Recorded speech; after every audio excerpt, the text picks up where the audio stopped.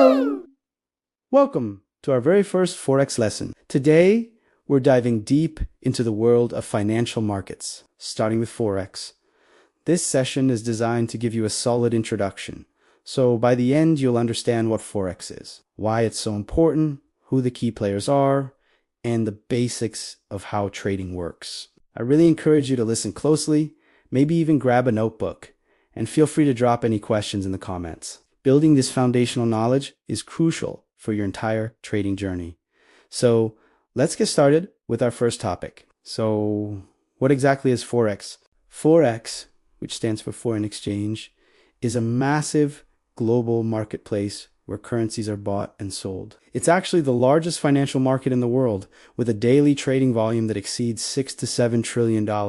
That's trillion with a T. One of its unique features is that it operates 24 hours a day, 5 days a week, making it accessible across different time zones. But why does this market even exist? Well, its primary purpose is to facilitate international trade. When a company in Europe wants to buy goods from the United States, they need to exchange euros for US dollars. Forex makes that possible. It also allows for currency conversion for travelers, enables speculation and investment for those looking to profit from currency movements, and helps large institutions hedge against currency risk. So who are the main participants in this gigantic market? It's a diverse group. At the top, we have central banks like the US Federal Reserve or the European Central Bank. Then there are major commercial banks, huge hedge funds, and multinational corporations. And of course, there are retail traders, that's people like you and me. Lately, complex algorithms and high-frequency trading bots have also become major players. Now, while Forex is the biggest market, it's not the only one you can trade. Let's look at a few other popular assets. First up, we have crypto. These are digital currencies, like Bitcoin and Ethereum, that are traded on a blockchain. Next, we have something called synthetic indices. These are artificial markets created by certain brokers. Like Deriv, you might have heard of volatility, 75 or boom and crash. The interesting thing about these is that they aren't affected by real-world news. They run 24/7 and are driven purely by algorithms, which makes them a great tool for testing out trading strategies without external noise. Then there are commodities. These are physical goods that are traded on financial markets. The most famous examples are gold, often shown as XAU, USD, silver, and oil. The prices of commodities are influenced by factors like inflation, global supply and demand, geopolitical events, and the strength of the US dollar. Finally, we have indices. An index represents a group of stocks from a specific sector or economy. Think of the NASDAQ 100, which tracks the top 100 tech companies in the US, or the SE. Picking into indices are a great way to gauge the overall sentiment of a market and are influenced by broad economic data and company earnings reports. Back to Forex. Currencies are always traded in pairs. This is because you are always exchanging one currency for another. These pairs are grouped into three main categories. First, we have the major pairs. These always include the US dollar paired with a currency from another major economy, like the Old British pound or Japanese yen. They have high liquidity, which means they are traded a lot and usually have very low transaction costs or spreads. Examples include Euros GBP, USD, and USD JPY. Next to the minor pairs, also known as cross-currency pairs. These pairs do not involve the US dollar, but consist of two other major currencies, like EUR GBP or AU DNZD.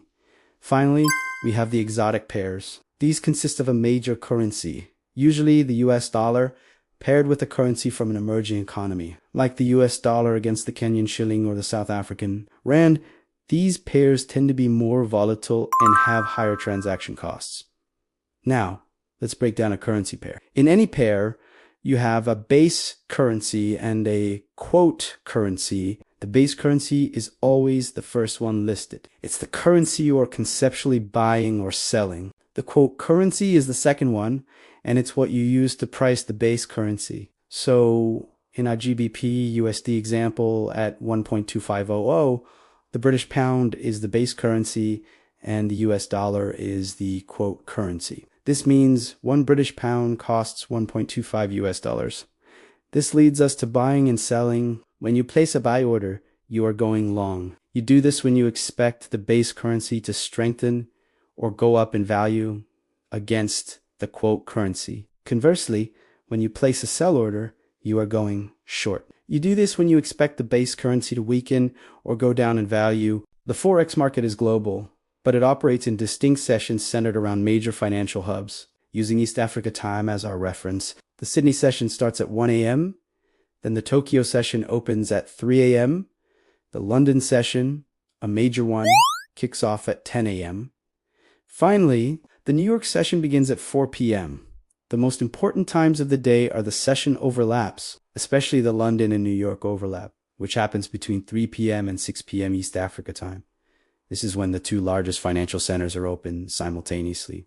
During this window, we see the highest trading volume, the biggest price moves, and often the best trading opportunities. So, how do you actually get access to this market? That's where a broker comes in. A broker is a company that provides you with a gateway to the Forex market. They execute your trades, provide leverage, which allows you to control larger positions with a smaller amount of capital, offer trading platforms, and supply the live price feeds you see on your charts. There are different types of brokers. A market maker literally makes the market by taking the opposite side of your trade. They often offer fixed spreads. On the other hand, ECN or SDP brokers provide direct market access, connecting your orders to a network of liquidity providers. They typically offer variable spreads and are often preferred by more experienced traders. When choosing a broker, there are key things to look for: regulation to ensure your funds are safe, competitive spreads and commissions, fast trade execution, reliable withdrawals, and support for a good trading platform like MetaTrader 5. Speaking of which, let's talk about MetaTrader 5, or Emites 5. It is crucial to understand that Mount 5 is a trading platform. It is not a broker. It's the software you use to analyze the market and place your trades. It's what shows you the charts, allows you to manage your orders, displays technical indicators, and lets you backtest your strategies. Key parts of the platform include the Market Watch window, where you see all the symbols, the main chart window, the ability to switch between different time frames, and the trade panel. Now, once you have your platform set up, how do you decide when to buy or sell? This is where analysis comes in. There are four main types of analysis in trading. First is technical analysis. This is the study of price movement directly on the charts. Technical analysts use tools like candlesticks, support and resistance levels, trend lines, and market structure to identify patterns and predict future price behavior. The focus here is on what price is doing. Second is fundamental analysis. This involves studying the economic and news factors that influence currency values. This includes things like interest rate decisions, inflation reports, employment numbers, and central bank announcements. This type of analysis focuses on why price is moving.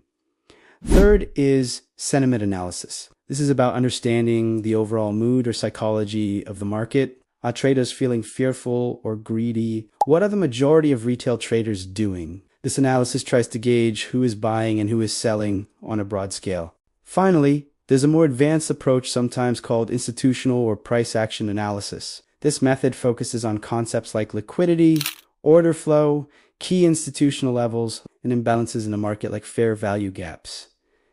This is the approach often used by banks and so-called smart money traders. So let's wrap up with the key takeaways from today's lesson. Forex is simply the exchange of one currency for another. Price moves because of the constant battle between buyers and sellers. The market operates in sessions, with the London and New York overlap being the most active period. A broker gives you access to the market, and MT5 is the tool you use to trade. And finally, analysis helps you predict probabilities.